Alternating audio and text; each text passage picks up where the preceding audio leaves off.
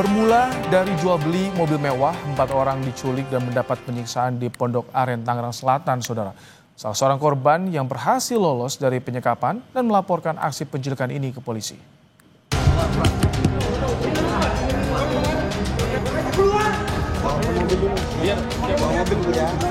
Suaminya Desi. Sekarang saya minta kamu balik badan. Sekarang. Enggak ada semuanya. Gue pakai apa?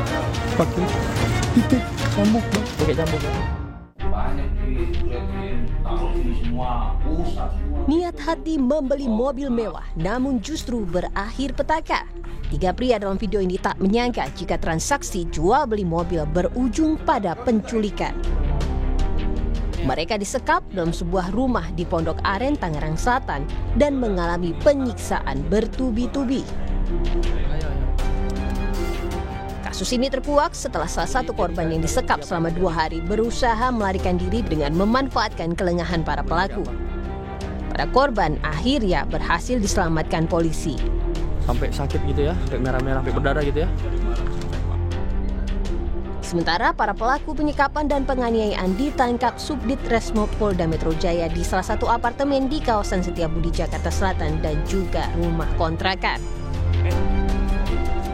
Laki-laki ada 3, udah terlelap tidur, saya mengendap-endap untuk keluar pintu rumah. Kebetulan pintu rumahnya tidak terkunci, saya keluar secara perlahan-lahan, mau pintu gerbang susah dibuka, saya pindah lagi ke samping rumahnya yang pagar besi, saya naik dari situ nekat, lompat sampai celana saya robek. Di situ saya lari sekencang-kencangnya mendapati seorang bapak-bapak kakek tua yang menolong saya buat ke jalan raya. Terus nelpon ke kakak saya yang di Bandung. Langsung kakak saya Bandung suruh langsung laporan ke Kapolda Metro Jaya. Katanya biar cepat ditanggapi. 9 orang telah ditetapkan sebagai tersangka penculikan. Mereka memiliki peran berbeda, mulai dari perencana hingga memancing para korban. Ada 9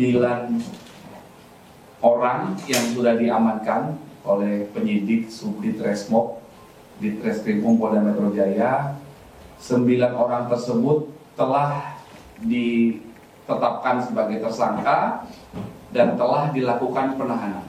Itu membayar DP 49 juta dengan cara transfer ke rekening tersangka N. Kemudian saat memesan makanan,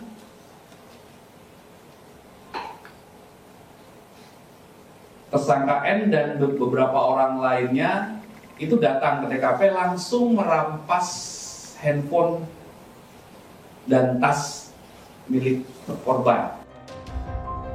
4 korban penculikan dan penyekapan di Pondok Aren Sabtu 11 Oktober lalu kini telah pulang ke rumah dalam keadaan sehat. Polisi masih terus melakukan pendalaman dengan memeriksa keterangan saksi, tersangka, hingga CCTV di sekitar lokasi. Tim Liputan, Kompas TV. 9 orang ditetapkan sebagai tersangka penculikan disertai penyekapan dengan modus jual beli mobil. Untuk mengulasnya, saudara, kita sudah bersama dengan Kriminolog Universitas Indonesia, Adrianus Meliala. Selamat malam, Prof. Adri. Selamat malam, Mas. Baik, Prof, ini yang kita ketahui awalnya jual beli kendaraan, over kredit kendaraan. Tapi ternyata berujung tindak pidana ini penyekapan, penculikan, bahkan penganiayaan juga nih, Prof. Tapi ini murni ekonomi atau ada motif lain kalau menurut Anda dengan kondisi seperti ini, Prof? Ya, kalau dilihat dari awalnya tentu saja motif ekonomi ya, walaupun sebetulnya bisa juga kita lihat begini, yang bersangkutan korban itu datang berempat ya. Ini aja udah terlalu banyak bagi seorang pembeli mobil ya, mengindikasikan bahwa kemungkinan si korban sudah ada semacam siak prasangka bahwa dia akan dikerjai gitu ya. Lalu kemudian bertemu di tempat yang umum siang hari, itu sebetulnya secara pengamanan sudah standar betul tuh, sudah bagus betul gitu ya. Apakah ini memang satu hal yang kebetulan atau memang sengaja dilakukan oleh korban, itu saya tidak tahu ya. Mungkin sekali ada latar belakang antara korban dan pembeli, dan penjual, maaf. Nah, tapi toh ujung-ujungnya kemudian ternyata penjual menyekap si korban, si pembeli ini, dan kemudian membawanya ke rumah kontrakan. Nah, sampai di situ tentu saja sudah pidana terjadi pada diri korban. Demikian. Baik, ini apakah bisa masuk juga penipuan tidak awalnya? Karena ada perencanaan tampaknya memancing korban juga. Oh, bisa sekali ya. Jadi dengan kata lain memang dengan disekapnya korban, maka tentu ada beberapa pidana yang dilanggar ini oleh pelaku ya. Penipuan, lalu kemudian penyekapan, lalu kemudian ada penganiayaan juga. Kemudian ketika ada misalnya ditemukan ada seragam palsu dari kepolisian, maka itu juga lalu ada pasal pidana yang dilanggar. Jadi dengan kata lain memang sudah beberapa pidana nih secara beruntun dilakukan oleh kelompok itu. Demikian. Ini kan ada 9 orang yang jadi tersangka. Kami juga menyoroti bagaimana ada video yang beredar. Ini motifnya apa sampai ada videonya bisa dibuat video seperti itu, Prof, sebetulnya? Jadi memang ini suatu operasi yang boros ini. Boros dan terlalu confidence ya, tidak memperhitungkan kemungkinan adanya situasi yang berbeda. Jadi saya kira si pelaku ini amat yakin ya bahwa dengan disekapnya 4 korban ini, maka kemudian lalu 4 korban ini segera akan membayar, ya segera akan mentransfer sisa dananya tanpa kemudian mereka menyerahkan mobilnya. Ya. Nah, tetapi kemudian setelah dari hari Sabtu sampai hari Rabu ternyata kemudian lalu korban bisa bertahan.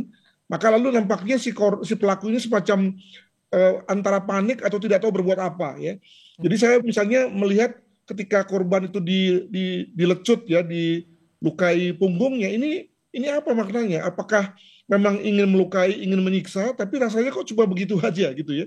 Nampaknya lebih kepada untuk menakut-nakuti si korban agar menyerahkan uangnya, tapi itu ternyata tidak bisa. Nah, sampai pada titik di mana mereka seperti habis akal, dan kemudian lalu lelah. Nah, pada titik itu lalu kemudian yang korban wanita lalu kemudian bisa melepaskan diri dan lari, begitu. Baik, dengan adanya kasus ini tentu menjadi membuka mata kita semua untuk waspada pada siapapun, terlebih menghadapi kasus jual beli dengan kendaraan seperti itu. Terima kasih Prof. Adri untuk ulasannya di program Kompas Malam hari ini. Terima kasih.